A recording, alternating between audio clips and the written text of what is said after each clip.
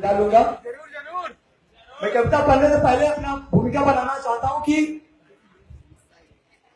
जो कविता मैं कहने वाला हूँ उसको एक्सप्लेन करने की मुझे कोई जरूरत नहीं है। मेरे शब्द ही बता देंगे कि मैं क्या बोलने वाला हूँ। मैं कविता की पहली लाइन पढ़ करके अपना भूमिका बनाऊंगा कि चीखे दफन होती रातों रात, गर देख सको तो देखो बदहवस की खामोश रात। मेरी कविताएं आप पूरी सुनिएगा, एक तरफ से एक तरफ तक, बीच में कोई हुटिंग नहीं, कोई तालियां नहीं। कविता खत्म होने के बाद अगर आपको अच्छा लगे तो आप तालियां बजा दीजिएगा, ना अच्छा लगे तब भी तालियां बजा दीजिएगा। लेकिन बीच में आप लोग प्लीज हुटिंग मत करिएगा, कविताएं हमारी खराब हो जाएंगी। क्योंकि मैं ऐसे विषय पे बोलने जा रहा हूं जो कि आज के समाज में बहुत ही तेजी से चल रहा है, और वो है बलात्कार। आज से 5 से 7 साल पहले की बात है जब दिल्ली में दामिनी नाम की लड़की के साथ सरकारी रोडवेज बस के पीछे बलात्कार किया गया। और उस दिन उस लड़की के बलात्कार एक बार नहीं 2 बार किया गया था।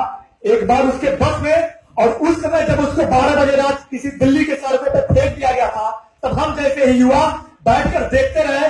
कोई ऐसा युवा नहीं आया कि उसके तन को ढकने का प्रयास करे। तो वो दूसरी बार हमारी मानवता का बलात्कार हुआ था। मैं उसी विधा को लेते हुए, उसी बात को लेते हुए अपनी कविता कहूंगा। और मुझे नहीं लगता कि मेरी कविताओं को समझने में आपको थोड़ी सी भी दिक्कत होगी। मैं कविता पढ़ूंगा कि चीखे दफन होती रातों रात, गर देख सको तो देखो बदहवस की खामोश रात।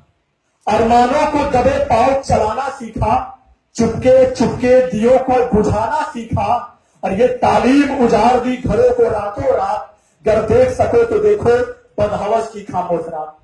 कुछ खिड़कियां खुली तो कुछ के दीवारें भी बंद, इंसान हो तो जाओ खोजो इंसानों की गंध, गर मिले कुछ मिला मिला, लाओ दबाते हैं उसका चुपचाप गला, और चली थी उसके मरने के सदियों पहले बात, गर देख सको तो देखो बदहवस की खामोश रात। छूटता गया धीरे धीरे जिस्म से रूहानी मैल, टूटता गया अरमानों का छोटा एकदम छोटा सैल, और शिनाख्त करना है तो करो अभी भी लगे हैं कई गांठों के दांत, बदहवस की वो खामोश रात। होता है भरम इन्हीं बस्तियों में, खून की नदियों में टहलते हवस की कश्तियों में, और माँ की कोख से जन्मते हैं ये मर्द, नहीं आती समझ में ये बात, गर देख सको तो देखो बदहवस की खामोश रात, बदहवस की खामोश रात। दूसरी कविता मेरी जो कि 2 या 3 मिनट की होगी। मैं बताया पहले कि मैं 5 से 7 मिनट से ज्यादा आपका टाइम नहीं लूंगा। और ये एक ऐसा विषय है जिससे मैं अगर पूरी दिन पूरी रात पूरी उम्र बोलता रह जाऊं तो वो इस एक शब्द की बखान नहीं की जा सकती, और वो एक शब्द सिर्फ और सिर्फ माँ है। मैं अपने माँ के ऊपर कुछ कविताएं लिखा हूं, और स्वभाव सी बात है जो कविताएं लिखी जाती है उसके पहले कुछ न कुछ घटनाएं घटित होती हैं। कल आज जैसा कि प्रोग्राम था तो कल मेरे पास शर्ट नहीं था, मैं पुराने शर्ट था, तो मुझे लगा कि नहीं यार सब लोग नया पहन के आएंगे तो मैं भी कुछ नया शर्ट पहनूं। तो कल करीब शाम को 4 बजे मैं अपने अजीज मित्र अभिषेक चतुर्वेदी के साथ पीवीआर गया था। घटना सुनिएगा, घटना से जुड़ेंगे आपको बहुत अच्छा लगेगा। पीवीआर जब मैं गया था तो एक ब्लैक कलर का जो गेट है उस पर एक महिला खड़ी थी। महिला की उम्र 28 से 29 साल रही होगी। लाल रंग की गंदी साड़ियां पहनी हुई, कहीं कहीं फटे हुई उसकी साड़ियां। एक छोटा सा अर्धनग्न लड़का उसके गोद में, और उससे छोटा सा लड़का उसका पीछे का पल्लू पकड़ा हुआ अपने माँ के खड़ा था, और वो माँ एक टूटा सा कटोरा लेकर के भीख मांग रही थी। कई लोग गुजर रहे थे जैसा कि हम लोग भी गुजरते हैं, मैं भी अभी कुछ देर गुजरा। मैं जो 4 कदम गया तो उस बार मुझे वो कोई महिला नजर नहीं आई, कोई औरत नजर नहीं आई, कोई बीवी नजर नहीं आई। उस बार सिर्फ और सिर्फ मुझे वो एक माँ नजर आई, और मेरे जेब में सिर्फ 5 रुपए पड़ा हुआ था चेंज का। मैंने 5 रुपए उसके कटोरे में डाला।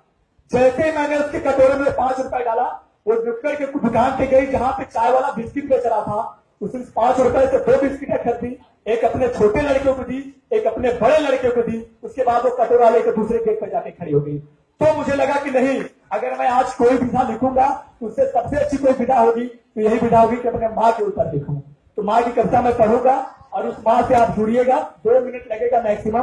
2 मिनट के बाद मैं यहाँ से विदा ले लूंगा। उसके बाद अपने आप प्रोग्राम में मजा लेते रहेंगे।